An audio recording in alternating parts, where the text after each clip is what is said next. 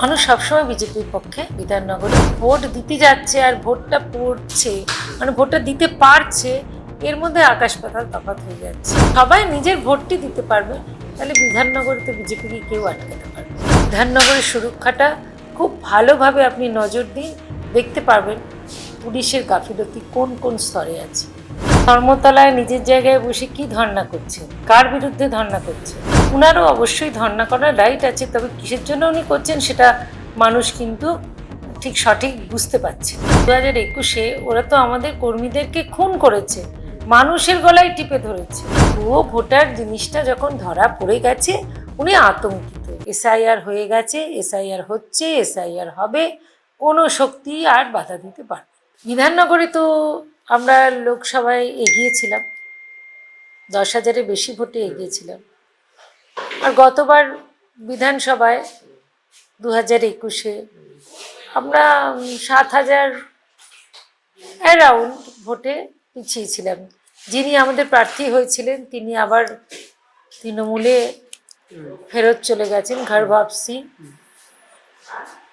তো আমাদের এখানে প্রায় 45,000-এর উপরে। সর্বশেষ এসআইআরে কত গেছে আমি জানি না, কিন্তু এসআইআর প্রাথমিক পর্যায়ে 45,000-এর উপরে নাম বাদ চলে গেছে। কাজে যদি আমরা অঙ্কের হিসেব দেখি তাহলে তো বিধাননগরে ছবিটা খুব স্পষ্ট হয়ে গেছে। 11,000-এর কাছাকাছি লিড লোকসভায়, আর বিধানসভায় যে প্রার্থী তৃণমূল থেকে এসেছিল বিজেপিতে আবার চলে গেছে, তিনি ওরকম 7-8,000 ভোটে পিছিয়ে ছিলেন। তাহলে অঙ্কটা যখন স্পষ্ট তখন আমরা তো ভীষণ উজ্জীবিত। হ্যাঁ, আমরা অবশ্যই অবশ্যই। মানুষ সবসময় বিজেপির পক্ষে বিধাননগরে, কিন্তু কি হয়, এই যে ভোট দিতে যাচ্ছে আর ভোটটা পড়ছে, মানে ভোটটা দিতে পারছে, এর মধ্যে আকাশ পাতাল তফাৎ হয়ে যাচ্ছে। কাজেই সেই দিকটা যদি ইলেকশন কমিশন দেখেন, নজর দেন যত্ন করে, সবাই নিজের ভোটটি দিতে পারবে, তাহলে বিধাননগরীতে বিজেপিকে কেউ আটকাতে পারবে। বিধাননগর সেক্টর 5-এ অনেক ঘটনা কিন্তু একসময় পরপর ঘটেছে, যেখান থেকে সুরক্ষা, মহিলাদের সুরক্ষা, এসব নিয়ে অনেক আর্তনাদ উঠেছে, অনেক অনেক গাফিলতি ছিল। কাজে আমাদের করজোরে নিবেদন পুলিশ প্রশাসনের কাছে যে বিধানসভা ভোটে যিনি জিতুন, যে দলে জিতুন, আপনারা নিরপেক্ষভাবে নারী সুরক্ষা দিন। অন্ধকার রাস্তা, চারদিকে শুনশান, এরকম পরিবেশ তো একেবারে আইডিয়াল। যারা নারীর উপর অত্যাচার করেন তাদের সেই অ্যাম্বিয়েন্স বা চারিদিকে সেই মহল তৈরি হয়ে থাকে। আমি বলবো, মমতা ব্যানার্জি, আপনি আমাদের অভিভাবক, বিধাননগরের সুরক্ষাটা খুব ভালোভাবে আপনি নজর দিন, দেখতে পারবেন পুলিশের গাফিলতি কোন কোন স্তরে আছে। বিরাটভাবে এর বিরুদ্ধে আমাদের গর্জে উঠতে হবে। আর ওনার সব যারা খুব কাছের মানুষ তারা সবাই কিন্তু বিধাননগর থেকে উঠে এসছেন। কাজেই আমাদের আশা যে তারা কিন্তু মনে রাখবে বিধাননগরের কী অবস্থা এবং সেই মতো পদক্ষেপ নেবেন, কারণ তারা এখন খুব উঁচু পর্যায়ে চলে গেছেন, পুলিশের একদম প্রশাসনের টপে চলে গেছে, উপরের দিকে। কাজে এটা আমাদের সবার খুব আশা এবং এটা দাবি আমাদের বিধাননগরে, যেখানে পড়াশুনো জানা, ইতিবাচক মানুষ যারা সমাজ তৈরি করে, যারা ইনফ্লুয়েন্সার, তাদের এখানে একত্রিত বাস, সেখানে যেন নারী সুরক্ষা একদম টপমোস্ট প্রায়োরিটি পায়। উনি ধর্মতলায় নিজের জায়গায় বসে কি ধর্ণা করছেন, কার বিরুদ্ধে ধর্ণা করছেন? উনি দিল্লি কেন যাচ্ছেন না?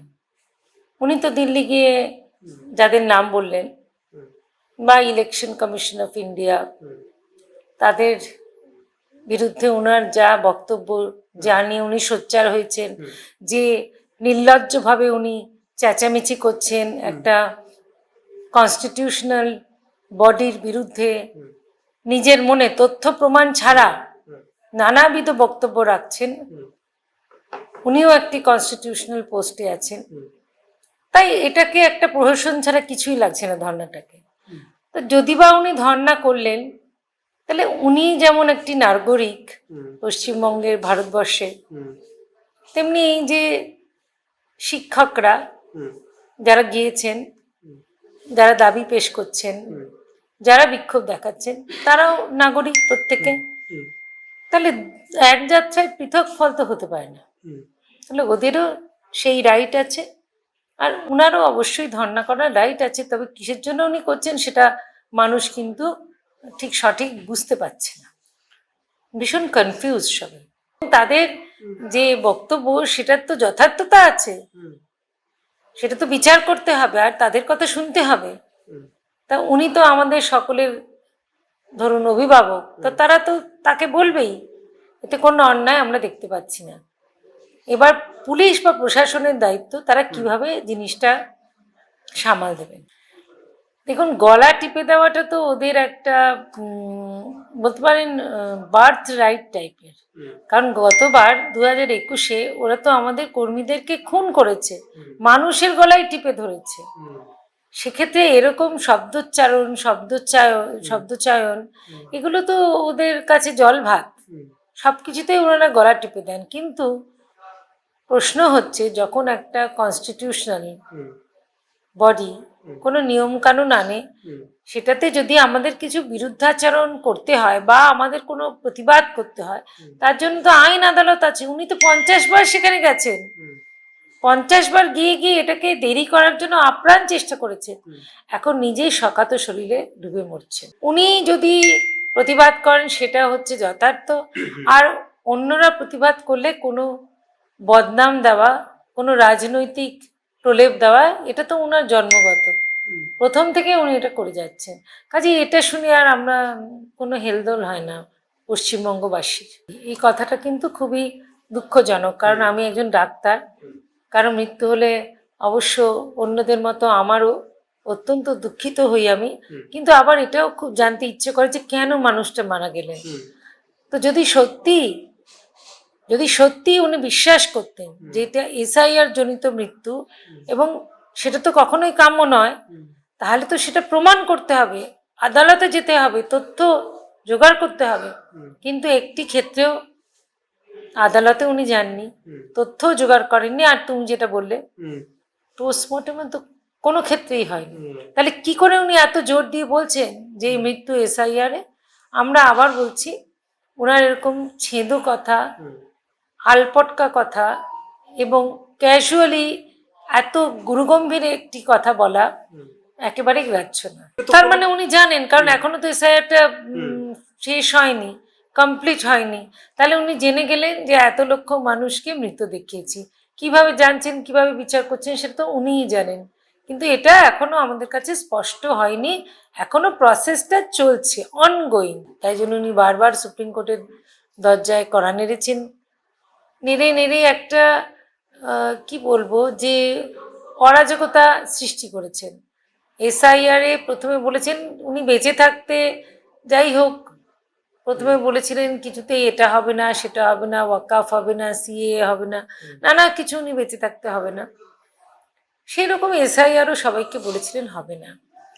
কিন্তু যেহেতু একটা সাংবিধানিক প্রসেস চলছে, তার বাইরে তো পশ্চিমবঙ্গবাসীও যেতে পারে না, উনিও যেতে পারলেন না। এটা হলো এবং হচ্ছে। তারপরে উনি আরম্ভ করেছেন যে মৃত ব্যক্তিকে যাদের দেখিয়েছে এসআইআর সেটা নাকি মিথ্যে, ভুয়ো। আসলে সত্যি কথাটা কি, এই ভুয়ো ব্যক্তিরা, যেমন বিধাননগরে দ্বিজেন মুখোপাধ্যায় এসে ভোট দিয়ে যেতেন, তাই জন্য ওনার টনক নড়েছে, ওনার খুব গা জ্বালা করছে। আমি যখন বুথে বসেছি, আমি ডাক্তার, ডেথ সার্টিফিকেট দিয়েছি নিজের হাতে, সেরম লোকও এসে ভোট দিয়ে গেছে। কাজে ভুয়ো ভোটার জিনিসটা যখন ধরা পড়ে গেছে, উনি আতঙ্কিত। উনি যে কার বিরুদ্ধে করছেন বুঝতে পারছি না। প্রথমে করছিলেন একটি সাংবিধানিক body, election commission of India, কখনো আবার তার সাথে জড়িয়ে নিচ্ছেন স্বরাষ্ট্রমন্ত্রীকে। কিভাবে জড়াচ্ছেন সেটা আমরা কেউ বুঝতে পারছি না। আর এখন তো সম্পূর্ণভাবে জুডিশিয়াল অফিসারদের বিরুদ্ধে তাহলে উনি কামান দাগবার চেষ্টা করছেন। সত্যি উনি কি চাইছেন? মনে হয় পশ্চিমবঙ্গবাসী এই ব্যাপারে কোনো নো ক্লু। একটা বসতে হয় ধর্ণা মঞ্চে সুন্দর করে সাজিয়ে, 3-4 রকম স্ক্রিন দেখতে পেলাম, হতে পারে গায়ক নায়করা তো ওখানে হুম একত্রিত হয়েছে, দেখা যাক সামনের দিনে আমরা কি দেখতে পাই। Too early. দেখুন এসআইআর কে পণ্ড তো উনি সব রকম ভাবে চেষ্টা করছেন, বারবার চেষ্টা করছেন, বিএলওদের নিয়ে করেছেন, ARদের নিয়ে করেছেন, যেখানে যেখানে হচ্ছে সেখানে আপলোড করতে দেননি, সঠিক যে শংসাপত্রগুলো সেগুলো আপলোড করতে দেননি, কাজে বাধা বিপর্যস্ত করা এগুলো তো উনি রোজ করেছেন। কিন্তু কি হলো জানেন, সব কিছু করে ব্যাপারটা একটা এমন পর্যায়ে চলে গেছে, এখন উনি হালে পানি পাচ্ছেন না, কি করলে ঠিক হবে সেটাও বুঝতে পারছেন না। কিন্তু এটুকু বুঝতে পারছে এসআইআর হয়ে গেছে, এসআইআর হচ্ছে। নমস্কার, সকলে ভালো থাকবেন, সামনে ভোটে সকলে গিয়ে নিজের ভোটের অধিকার প্রয়োগ করবেন।